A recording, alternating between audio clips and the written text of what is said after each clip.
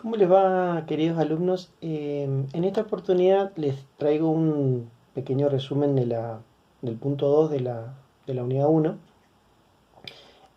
Esta parte de la unidad habla de las fuentes del derecho y entiende que las fuentes del derecho pueden dividirse en dos, en materiales y formales. Cuando hablamos de fuente del derecho, estamos hablando de hechos o cosas que crean derecho. Así, las fuentes materiales son todos los hechos o acontecimientos, ya sean estos sociales, políticos, jurídicos, económicos, que generan la creación de una norma. Ahí en el apunte van a ver varios ejemplos de diferentes situaciones que han, situaciones de la vida cotidiana, que han creado la necesidad de que esa situación sea regulada por una norma.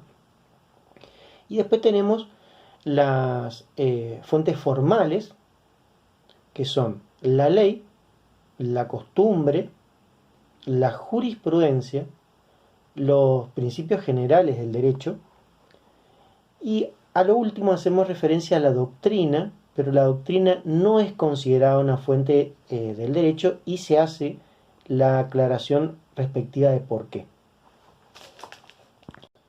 La fuente más importante, la fuente formal más importante, como verán, es la ley.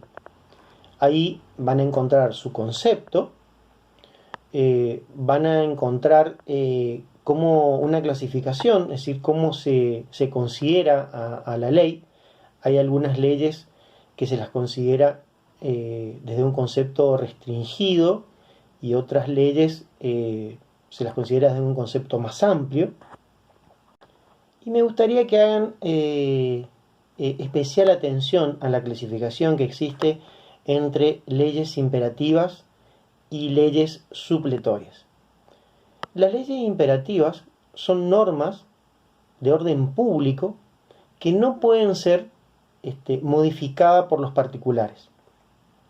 Ahí en materia de leyes imperativas hay un ejemplo que se da en el apunte, que se refiere, por ejemplo, a las leyes que se refieren a la relación que existe entre el paciente o un médico o una clínica.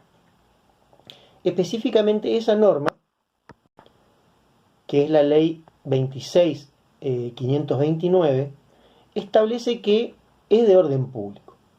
Entonces, por ejemplo, esa norma contiene cómo se guardará y cómo será, por ejemplo, la historia clínica de un paciente.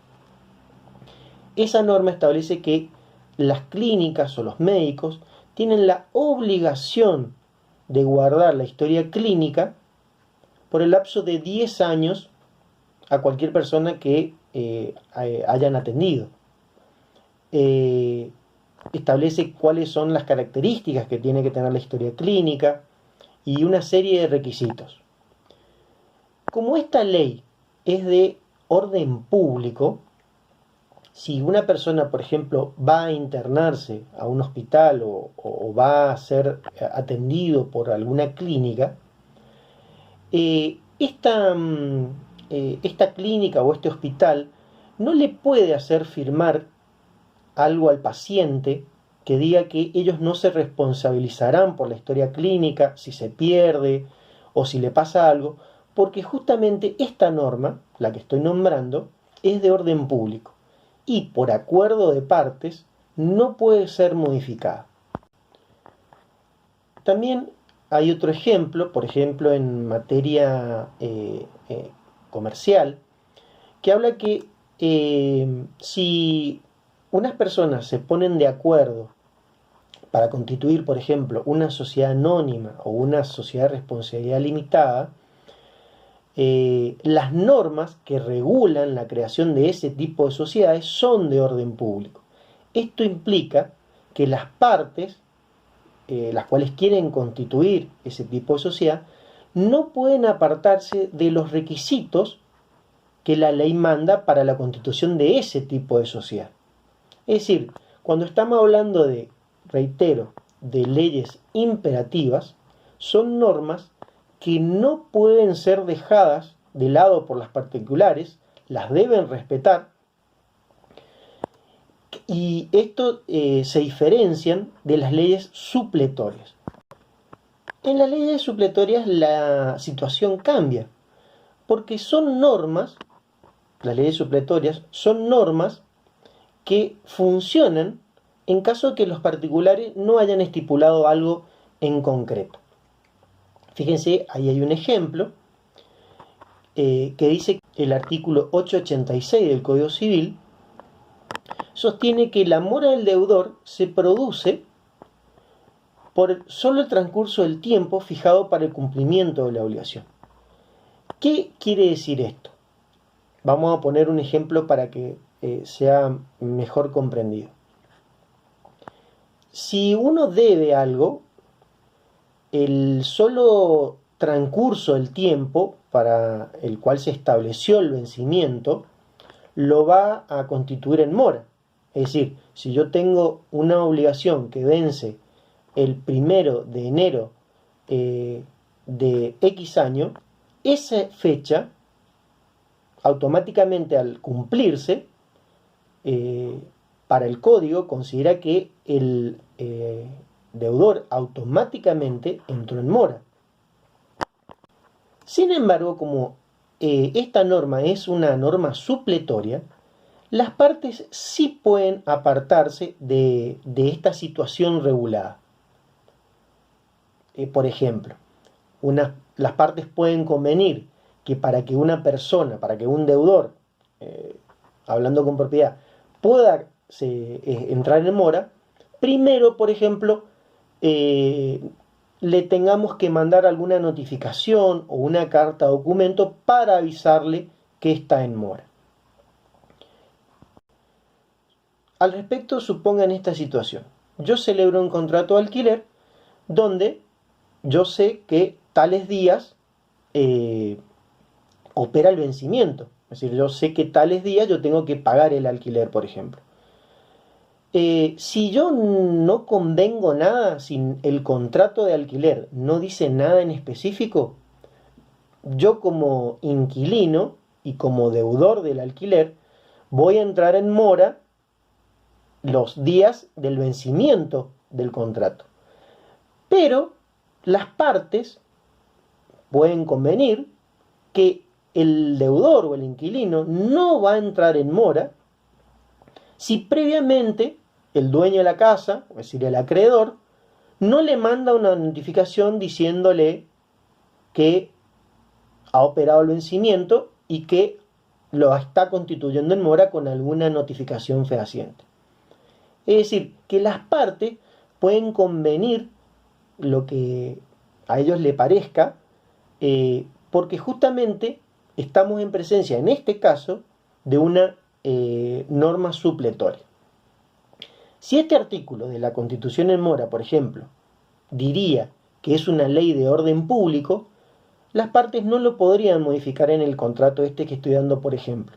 Tendrían que respetarlo y todas las personas automáticamente entrarían en mora el día del vencimiento de la obligación. Otra fuente del derecho, como verán, es la costumbre. La costumbre, cumpliendo ciertos requisitos, puede ser fuente del derecho. Los elementos que componen el concepto de costumbre son dos, uno objetivo y uno subjetivo. Y la costumbre la podemos dividir en contra la ley, en caso de que no haya ninguna situación regulada, que es el caso según la ley, y la última es la costumbre que suple la ley. Quiero que presten particular atención en cuanto a la costumbre contra la ley, porque el actual artículo 1 del Código Civil dice que los usos, prácticas y costumbres son vinculantes y en el inciso tercero menciona específicamente, siempre que no sean contrarios a derecho. ¿Qué quiere decir esto? Supónganse que en un lugar determinado esté marcado que no se puede estacionar. Pero la gente, como le queda cómodo, empieza a estacionar en ese lugar prohibido. El hecho de que la gente tome la costumbre de estacionar en ese lugar no implica que eso va a generar derecho y les va a dar la posibilidad de infringir la norma. Es decir, lo que podría suceder es que, atento a la necesidad o atento a alguna petición en concreta, lo que la costumbre puede generar ahí es que la autoridad, que sé yo, por ejemplo la municipalidad, dicte una norma contraria a la ya establecida. Es decir, que cambie el lugar prohibido de estacionamiento y lo habilite. Es decir, desde ese punto de vista podríamos sí considerar de que la costumbre podría ser fuente del derecho porque cambia una norma específica. Pero mientras que esa norma no sea cambiada, la costumbre que va en contra de una norma específica no es fuente del derecho. La costumbre observada desde la que se denomina conforme la ley tiene que ver con la costumbre cuando la ley específicamente se refiere a ella. Es decir, hay supuestos normativos en donde dice que tal o cual situación se va a regular por la costumbre. Fíjense que en el artículo 1255 del Código Civil, el que se refiere a los contratos de obras y servicios, estipula con referencia específicamente al precio, el precio de la locación de un servicio, de una obra, es decir, de cuánto cuesta ese servicio, una obra, dice que ese precio se va a determinar por un contrato, es decir, cuando las partes se ponen de acuerdo. Si no hay contrato, por lo que la ley diga, supónganse que haya alguna ley de aranceles que regule tal o cual trabajo, si no hay eso, la ley hace referencia específicamente por los usos. Ahí está haciéndose referencia a la costumbre, es decir, cuánto es lo usual, qué precio es el común que se cobre por ese servicio. Y en caso de que las partes no se pongan de acuerdo, en última instancia, autoriza al juez a que le ponga un precio a ese servicio. Es decir, que cuando estamos hablando de la costumbre conforme a la ley, es la ley la que le da la potestad a la costumbre de regular algún tipo de situación concreta. Y el otro tipo de costumbre es la costumbre que suple a la ley, es decir, cuando la ley no hace referencia a nada, no hay una situación que esté regulada por la norma, entonces las partes se basan en la costumbre para regular tal o cual situación. Fíjense que hay ahí un ejemplo que se da mucho en Mendoza, que es el tema de las colas para tomar un colectivo. Si ustedes se van a otra provincia, por ejemplo Buenos Aires, en Buenos Aires hay como un pacto tácito, es decir, una costumbre que se observa constantemente y es respetada por todos los miembros de la comunidad, que para tomar un micro hay que hacer una cola. Pero si ustedes advierten, en Buenos Aires no hay ninguna ley o una norma que diga cómo se debe esperar para subir al colectivo, si se va a hacer una cola o cómo es el sistema. Pero están los habitantes de esa jurisdicción están convencidos que esa es una, entre comillas, norma por la cual se regula cómo se sube a un colectivo. Fíjense que eso no sucede acá en Mendoza. Acá en Mendoza, para tomar un trole o un micro, no hay una organización, no hay una costumbre que regule esa situación. El que puede primero se sube y listo, se terminó. Entonces, por ejemplo, ahí vemos una clara un claro concepto de cuando la costumbre regula una situación en particular. Otra fuente del derecho es la jurisprudencia. La jurisprudencia se puede entender como un conjunto de sentencias que dictan diferentes tribunales en un mismo sentido. ¿Qué quiere decir esto?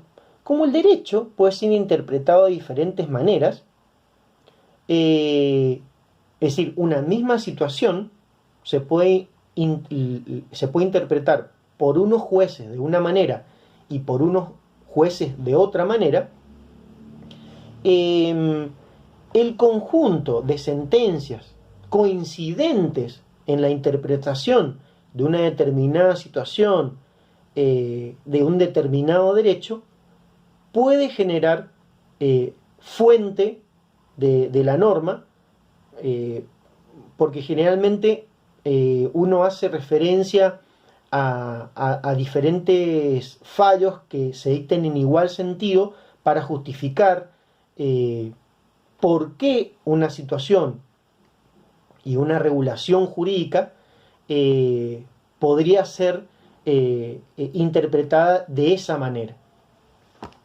Es decir, esto traducido, si uno interpone una demanda X, uno puede citar como antecedentes todas las jurisprudencias en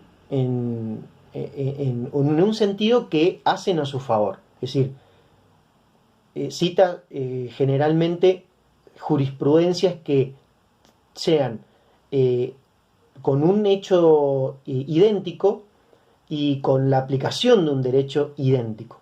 Entonces, eso refuerza la postura, obviamente porque le interesa ganar el juicio. Entonces va a su situación particular, que va a ser analizada por un juez, puede esa persona hacer referencia a fallos que ya se dieron, que reitero, contengan los mismos hechos y la aplicación del mismo derecho para justamente fortificar su accionar. Por último, tenemos como fuente del derecho los principios generales del derecho. Los principios generales del derecho, algunos autores dicen que deviene del derecho natural, que ese sería un derecho preexistente al mismo ser humano. Es decir, consideran algunos autores que este tipo de principios devienen de la naturaleza. Entienden en este sentido de que los derechos son, este tipo de derechos son innatos a la persona y son, nacen con él, y algunos autores que no, que dicen que los principios generales del derecho devienen del derecho positivo, es decir, el derecho escrito por el hombre, que fue el hombre el que estableció estos principios generales del derecho. Pero más allá de esta discusión, lo cierto es que actualmente los principios generales del derecho están reconocidos en el artículo 2 del Código Civil. Se hace referencia a ellos, pero no hay una enumeración expresa de cuáles son. Y está bien que así sea, porque los principios generales del derecho no solamente corresponden a una rama del derecho determinada, en este caso el derecho civil, sino hay muchos principios del derecho. Entonces está bien que no se haya hecho una enumeración específica de cuáles son. Solamente se hace referencia a que sí existen principios generales del derecho. hay muchísimos, como dije, principios generales del derecho. Tenemos el principio, por ejemplo, de retroactividad. Ese es un principio que indica que una ley que nace en este momento no puede ser aplicada a lo pasado. Siempre una ley tiene que aplicarse a lo futuro, por justamente este principio del derecho que se llama el principio de irretroactividad. Otro principio bastante conocido es el principio de buena fe. Este principio del derecho implica que las partes, al contratar, deben tener en cuenta el principio de buena fe. Es decir, siempre se debe tener en cuenta que un contrato, por ejemplo, debe ser celebrado teniendo buena fe. Otro principio general del derecho es, por ejemplo, el principio de igualdad. Esto implica que se debe considerar siempre a las partes de un proceso, por ejemplo, de forma idéntica. No se le debe dar más importancia a uno que a otro. También tenemos el otro famoso principio indubio pro reo, que implica que no toda persona es inocente hasta que se demuestre lo contrario. También podemos hablar del principio de legalidad. El principio de legalidad implica que, por ejemplo, nadie puede ser penado por por una ley que no haya sido dictada. Es decir, sí o sí es necesario que una ley contenga algún tipo penal, por ejemplo, para que una persona pueda ser imputada por algún tipo de delito. Y así tenemos infinidad de principios del derecho. Y por último, como había adelantado, tenemos la doctrina. La doctrina no es fuente formal del derecho, porque la doctrina en sí son meras opiniones de diferentes autores que se dedican a estudiar del derecho, pero no pueden ser considerados como fuente misma del derecho.